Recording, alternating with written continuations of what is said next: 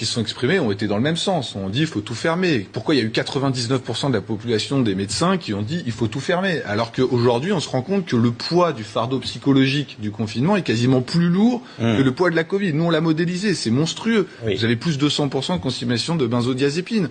L'autre jour je parlais avec un urgentiste qui me disait que dans la nuit il avait eu 3 défenestrations de jeunes de 14 ans qui avaient sonné. Il m'a dit j'avais jamais vu ça de toute ma vie d'urgentiste. Donc je veux dire, et pourquoi les médecins ne l'ont pas dit? Je pense qu'il y a quand même Et je pense qu'il y a un phénomène un peu particulier qui a été qu'il y a eu un espèce d'emballement sur cette crise. On est rentré totalement dedans. On a eu l'incapacité d'avoir du recul. Puis il y a une espèce de prise de pouvoir. Il y a une espèce de prise de pouvoir du sanitaire. Mais déjà sur les plateaux. Qui maintient. Moi, des fois, je vois des gens. Nous n'avions que des médecins sur les plateaux. Confinés, c'est obligatoire. Sinon, c'est catastrophique. Mais c'est totalement irrationnel. Il y en a un qui s'est fait tirer dessus par toute la profession. Donc c'est quand même Didier Raoult qui disait au tout début, on devient fou.